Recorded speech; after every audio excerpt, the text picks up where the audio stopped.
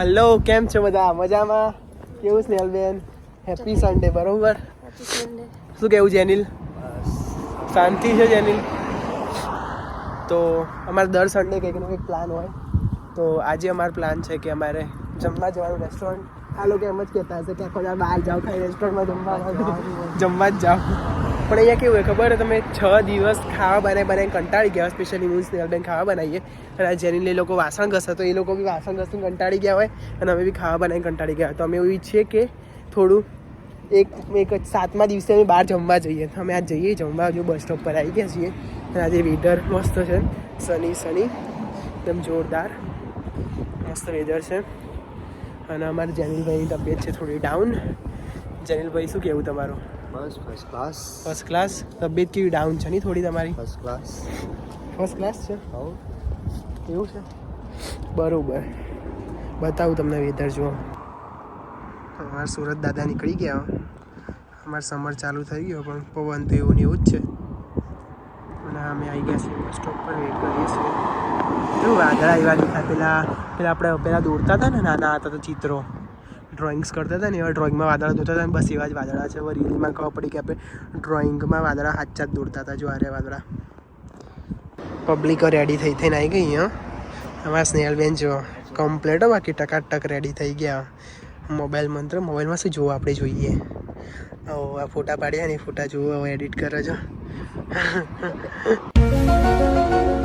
અહીંયા આપણે અઠવાડિયે 15 દાડે એકવાર રેસ્ટોરન્ટ જઈએ ખાવા માટે, તો કેટલી ખુશી મળે. આપણે ઇન્ડિયામાં તો વારે ચારે જતા હોય એટલે આપણે રેસ્ટોરન્ટ જવાની ખુશી ના મળે. અહીંયા જે યુકે રહેતા હોય ને એ લોકોને બધાને તમારે પૂછવાનું, કોઈ બી ઓળખીતું હોય કે રેસ્ટોરન્ટ જાવ એટલે કેટલી ખુશી મળે. પેલી નાન, કુલચા ને બધું જોઈને તો હા એવું લાગે કે વર્ષો પછી ભાડું કરીને ખાતા હોય ને પબ્લિક.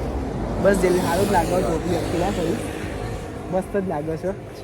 જેનિલ છે ને સિટ્રીઝિન લઈને આટલું બધું કરી શકો. અને નાકમાં શું આવે જેનિલ? આઈસ્ક્રીમ આવે નાકમાં? જેનિલ બહુ સાય કેમ આજે બને છે તું આટલો બધો? જેનિલ આવું કરવાનું. જેનિલ તો આવી ગઈ છે. ચલો બસમાં બેસીશું હવે અને પછી જઈશું. તમને બતાવીએ મસાલા લાઇબ્રેરી રેસ્ટોરન્ટ બતાવીએ. મળીએ ત્યાં. You can see here. જો બસ આવી ગઈ છે.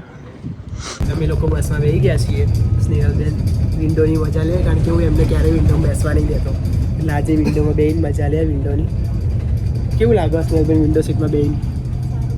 સારું લાગે? તો પછી એટલે જ અમે નહીં બેસવા દેતા તમને, કેમ કે અમને વધારે સારું લાગે. શું કહેવું છે? જેનિલના સ્નેહલબેન એટલા પેલા છે ને કાઇન્ડ નેચરવાળા કે જેનિલ અને સ્નેહલબેન મને હર વખતે વિન્ડો સીટમાં જ બેસવા દે. Thank you very much for everything. તમે લોકો જે મારા માટે કરો છો એ તો બધા કરો જ, પણ તમે થોડું વધારે જ કરો. બરોબર? ઓકે, ચલો. તમે જુઓ છે ને મસ્ત તડકો ને એવું.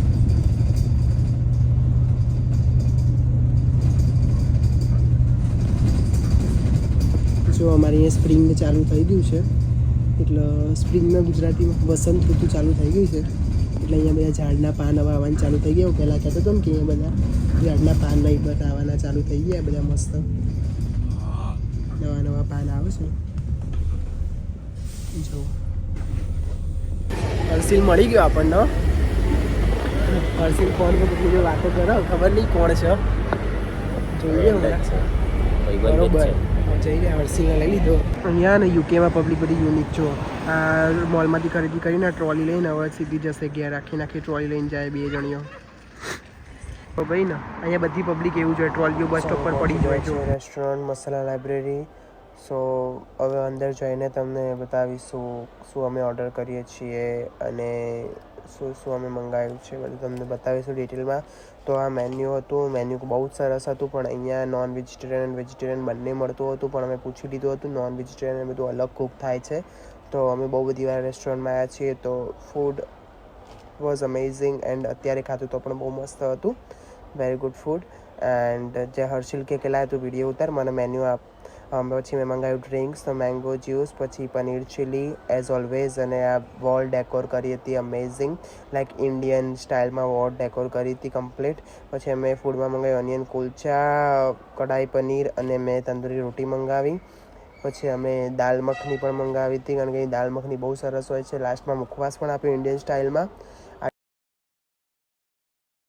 અમાર વાગ્યા છે રાતના 8:30 અને હજી અજવાળું છે મસ્ત. જોઈ લો, આ છે યુકે નું સમર. 8:30 વાગ્યા હર્ષિલ, તો કેવું અજવાળું નહીં?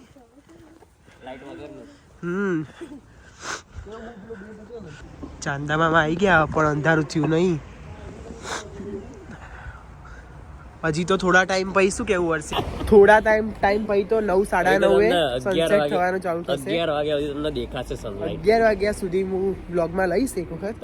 11 વાગ્યા સુધી તમને અજવાળું દેખાવા મળે. બસ 2 અઠવાડિયા ક્યાં 2-3 અઠવાડિયામાં મોજ પડી જાય એવું હોય છે. સમર બહુ મજા આવે છે. અને વિન્ટરમાં ઊંધું હોય. વિન્ટરમાં 4 વાગ્યા નહીં કે અંધારું થયું નહીં, સાંજના 4 વાગે એવું જ છે ભાઈ કામકાજ. તો હજી 9:09 થઈ છે તો હજી થોડું અજવાળું છે, એકદમ અંધારું નહીં થયું. હવે જો આ બસ આવી ગઈ છે, બેહવાનું જવાનું. અમારે ત્યાં આગળ પેલી બિલાડીએ રસ્તો કાઢ્યો.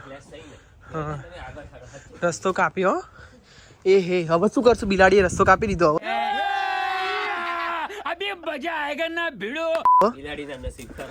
એવું છે એમ? બરોબર.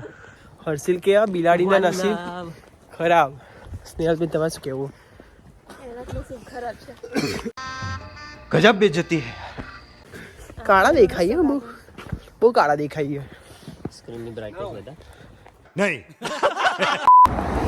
થેન્ક યુ વેરી મચ આ વિડીયો જોવા માટે. સો તમને આ વિડીયો ગમ્યો હોય તો લાઈક કરો, શેર કરો અને સબસ્ક્રાઈબ કરો મારી યુટ્યુબ ચેનલને. અને જો તમારે આવા નવા વિડીયો જોવા હોય તો બેલ આઇકનને પ્રેસ કરો, જેથી તમને નવા વિડીયો મળતા રહે. તો ચલો આવજો, ટાટા, બાય બાય, જય શ્રી કૃષ્ણ બધાને. ચેનલ કહી દે આવજો.